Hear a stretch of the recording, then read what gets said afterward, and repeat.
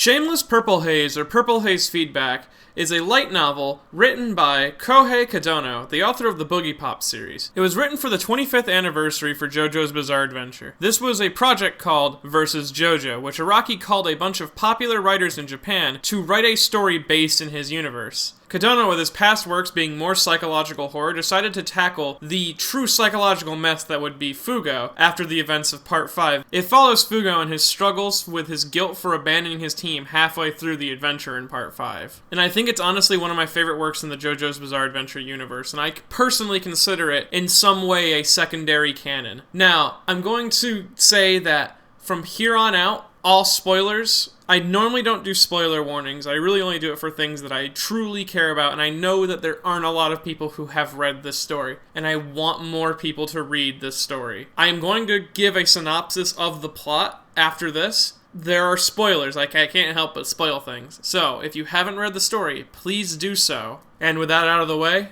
let us begin. This is a story about people unable to take action. They have no plans for the future, no comfort in memories. The past and the future are not for them. They exist only in the present. Struggling to no avail. Do they struggle to find purpose? To move forward? To retreat? Who knows? They could not tell you. The world that left them to this fate provides no answers. They know only one thing for sure. The ground under their feet is crumbling, and they can no longer remain still. They have no tomorrow, no home. How can they find hope? What can they lash out at in their despair? Let us examine one boy.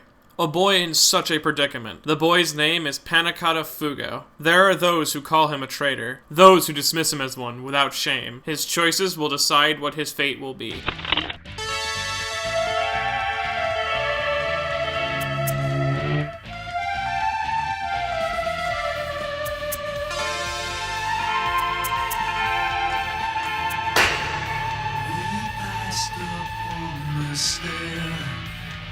We spoke of was and when, although I wasn't there. He said I was his friend, which came as some surprise. I spoke into his eyes. I thought you'd die alone a long, long time.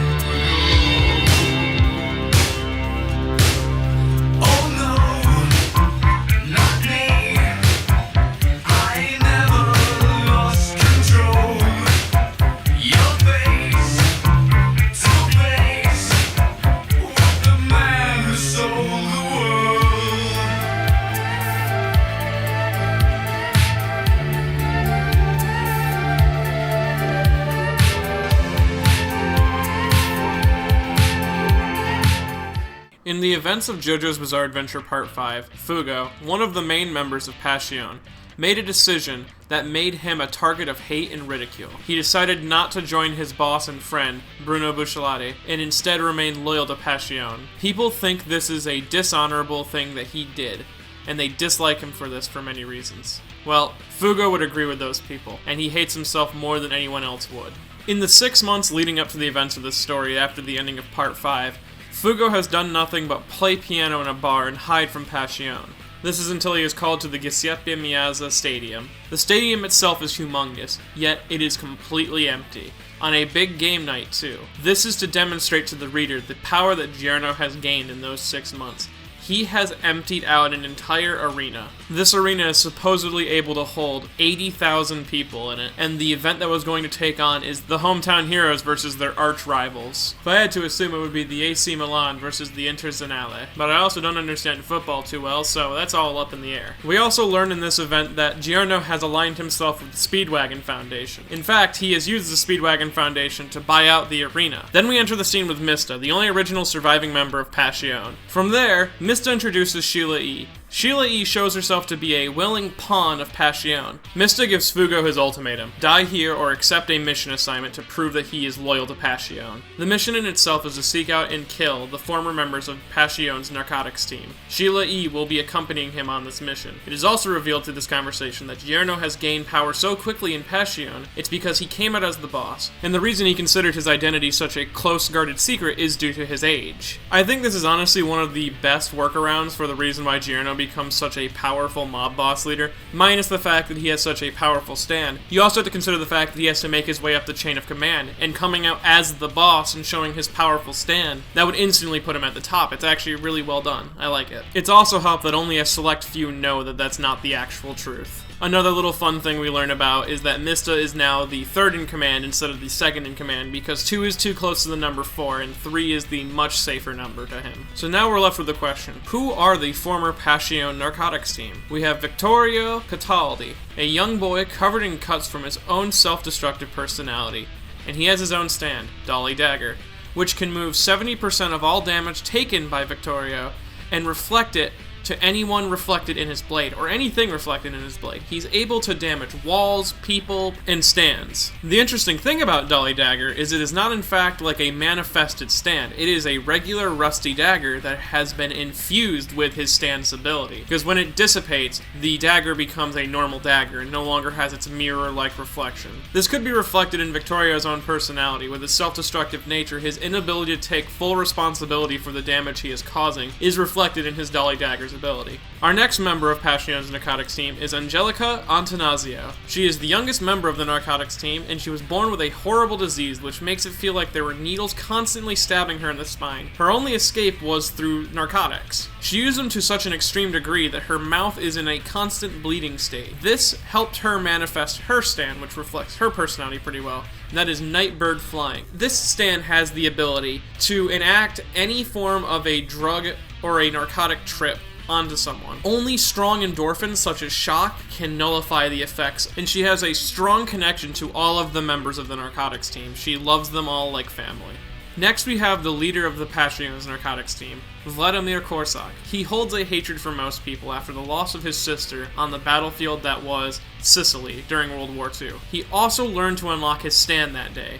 Rainy Days Dream Away is one of the most powerful stands ever. It's nothing that can really match it. It has the ability to lock in place feelings or ideas. It is physically embodied by a rainstorm. All those who enter it are completely under his effect. With this power, Vladimir is able to gain high ranks in Passion. He could have even challenged Diavolo if he truly cared to. And the power of this stand truly matches his backstory, as when his sister was dying, she felt a single moment of hope. He was able to lock that moment in place, and she died there, but she felt as if she lived out 80 years of a happy, hope-filled life. Through this, Vladimir had developed his hatred for people, and he feels no shame or regret in the actions that he takes place in. In fact, there are very little people that Vladimir respects besides his narcotics team, and one of those main narcotics team members that he truly respects, a man he claims could rule the world if he so chooses to. The man in which kickstarted Passion's narcotics trade. This man is Massimo Volpe. Volpe was born into a family which sold off all of its titles and high rankings. He grew up in a dull life, and he felt nothing but mundanity for his life. This uncaring attitude only worsened as he joined Passion and developed a more violent, dangerous side.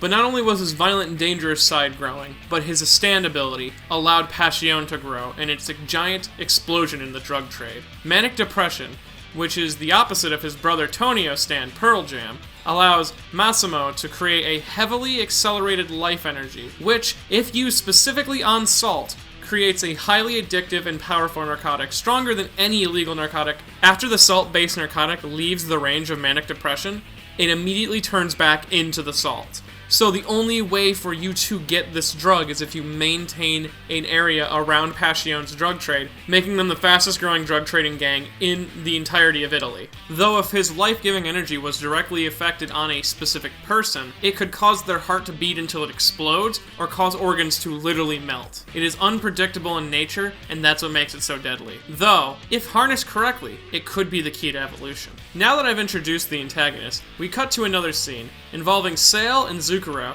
as they fail to take down the former Passion narcotics team. Sale is under the effects of Angelica's Nightbird Flying, and then he tries to kill Victorio, but he fails and ends up killing himself due to the effect of Dolly Dagger. When Sale tries to slam Victorio and lock his heart into place, his own heart gets locked into place and is ripped out of his body. Massimo then reveals that he's already taken care of Zucchero and filled him with manic depression's narcotic, turning him into an uncontrollable mess, just like a pile of goop on the ground, showing us how quickly that this stand team can take care of themselves. Especially since Sale and Zukuro were actually a formidable foe for our Passion gang members early on in Part 5. Now that they have been actually disposed of, even though some of their abilities seem to be nearly invincible, we now know that this is a real threat we're dealing with the narcotics team.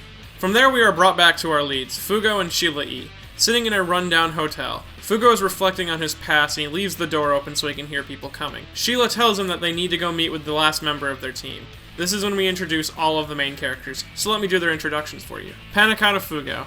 This man is filled with regrets, and he finds himself constantly questioning his own decisions now. He feels solely responsible for the death of his friends, specifically the death of his friend Narancia, which he did introduce to the gang. He has a stand, Purple Haze. This reflects his inner anger and frustration. Being nearly uncontrollable, it's snarlingly mad, Fugo hasn't yet grasped its true power, and he himself fears it or despises it. Sheila E. Sheila is a 15-year-old Passion bodyguard. She joined Passion originally to kill Eluzio, the murderer of her sister. After learning about his death from Giorno, she swore loyalty to him and idolizes him completely, even though Fugo is the one who ended his life. She has no value for her own life and is willing to throw herself on the sword to protect those who she cares about. The E in her name stands for Irini, the Greek goddess of revenge. Her stand, Voodoo Child, has the ability to implant lips onto a person or object and uproot their inner thoughts or lost conversations. The mouths can also bite and hold things into place. She can use them to climb walls or use them to hold enemies down. It also possesses super strength. And now our leader for this group, Canolo Murolo, a man who is more than he lets on. He's one of my favorite characters in all of JoJo, actually. For the most part of the story, he has a cowardice facade that he puts up, but really deep down, Murolo is an empty man who holds nothing as permanent. His actions are what kickstarted the events of Part 5, La Squadra's actions. He gave information to Rizzuto that is the information that allows them to track down the boss's location. But not only that, he's easily able to separate himself from anyone, which allows him to be as deadly as he is with his stand. His stand being all along the Watchtower, which is a stand comprised of 52 cards and a deck of regular playing cards. Its ability is originally introduced as fortune-telling, but is later revealed to be the ability of tracking down traitors. Since his stand divides between 52 cards, all stand effects are divided by 52 cards. Meaning, if Murolo is ever to take damage, it would be divided by 1/52nd. And these are our heroes for this upcoming story. They all have actually been given secret missions of their own, which are only revealed by the end of the story. These missions were given by Passion's boss himself. After Fugo and Sheila E. meet up with Murolo, he performs a fortune-telling act, which is a huge song and dance in which the cards assemble into a tower, and then proceed to fight each other back into the deck. All along, Murolo is clapping until the final card gives out the information they have. From this fortune-telling act, it reveals that the narcotics team is in Tormane. After taking a boat to Tormane, which is in the middle of a sudden rainstorm, and after scaling the side of the land to sneak in, Sheila E. then runs off from the rest of the group into the town. She is then later under attack by a crazed Zukuro. He is violently lashing out against anything that makes noise. He is trying his best to get as far away from Massimo and his manic depression. This leads to a fight between the two. Sheila E. defeats him by luring him with the sounds that her voodoo child is able to make with his lip, then biting down on him. He then tries to lash out and is torn apart right in front of her and returns to his normal state. Because his flattened appearance comes from the fact that he couldn't control his own stand due to manic depression's drug inside of him. But Sheila E. then returns to the group after she hears Fugo cry out for help. She realized Zukuro was just a decoy. Fugo was crying out for help because he had encountered Vladimir. It is later revealed that the rain on the island is the rainy days dream away rain. From that, Vladimir begins his fight with Fugo, and after Fugo stumbles to try to hit him, Vladimir locks into place Fugo's falling feeling, his falling sensation. Now that Fugo is locked in an endless falling sensation, Vladimir exits the building, considered him defeated. He then encounters Sheila E. She tries to uproot his darkest secrets with her voodoo child, but Vladimir is absolutely unaffected by it, and in that, makes Sheila E. feel a sense that she could not defeat him. He then locks that feeling into place, and she can actually not defeat Vladimir. And then as Vladimir is approaching Murolo to kill him, the sound of thunder could be heard. Even though the rain clouds above are rainy days dream away, since there should be no thunder, the thunder only gets closer and closer.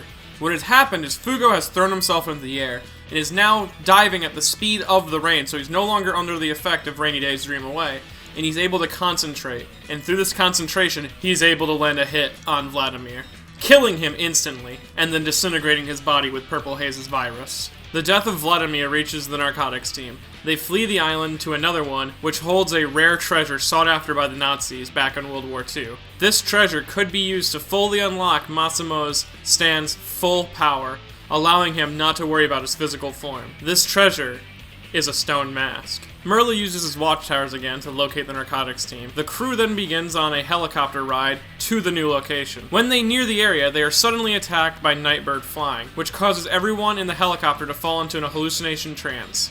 Fugo has one of the worst cases of an illusion. He dreams of a happier life with him and his friends. My words cannot describe this scene in depth. The only thing I can tell you to do is read it on your own.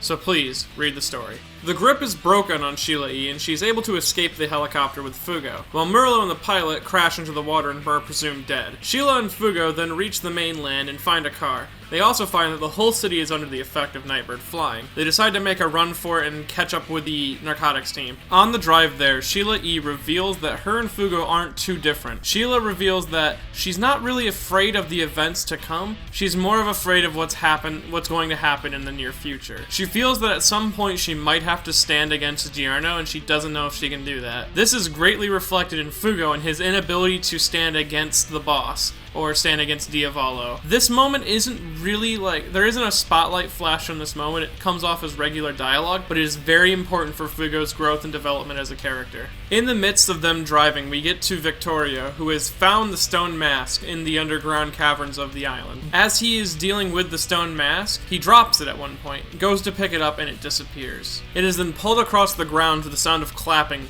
to a man at the end of the hallway.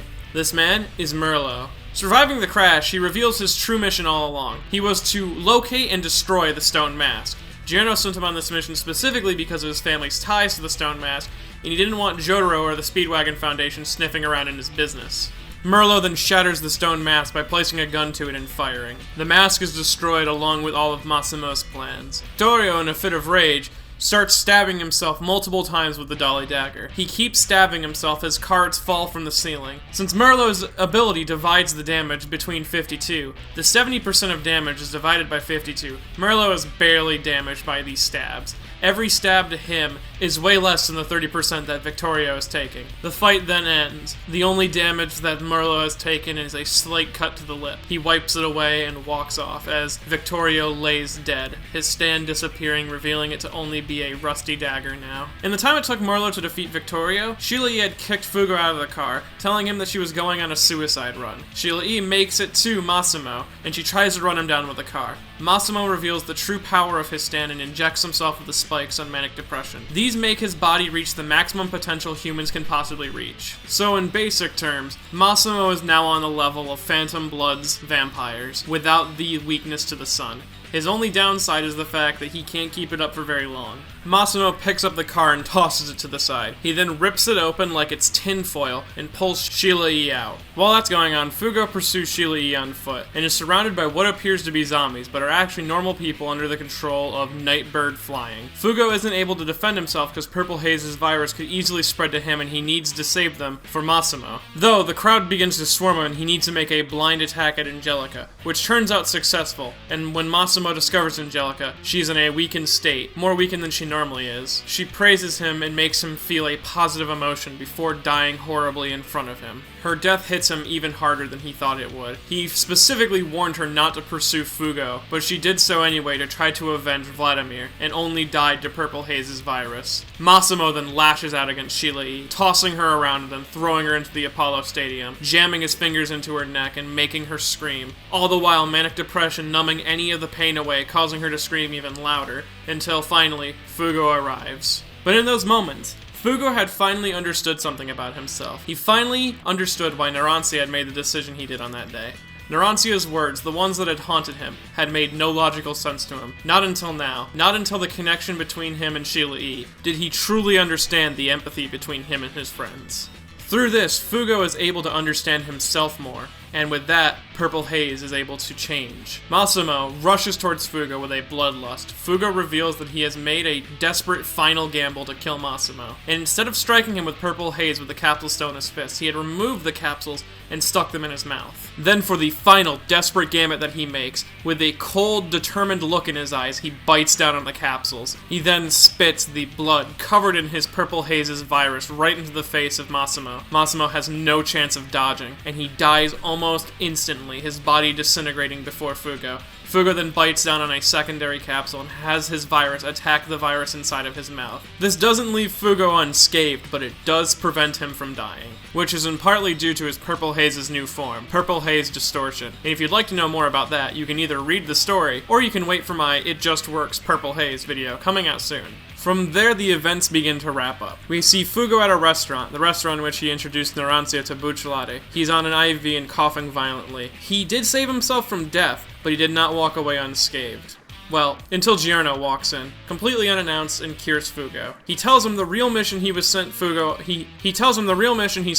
on was one to learn how to control his Purple Haze's power. He always worried about Purple Haze, given its power, and he explains the mission for Shelly E was for her to learn some form of self-worth. He then asks him to join his gang and swear loyalty to him. Fugo struggles to find the nerve to accept his offer. Then Giorno hands him a photo from the beginning, before the events with Trish. He struggles even more to accept his offer. Giorno then softly tells him if he can only take one step forward, then he would take one step forward to him. Fugo then corrects his regretful decision he made 6 months prior. He steps forward and... 身も心も魂も何もかもを捧げることをお許しください。それが我が希望であり、それが我が未来です。僕はあなたのものです。我らが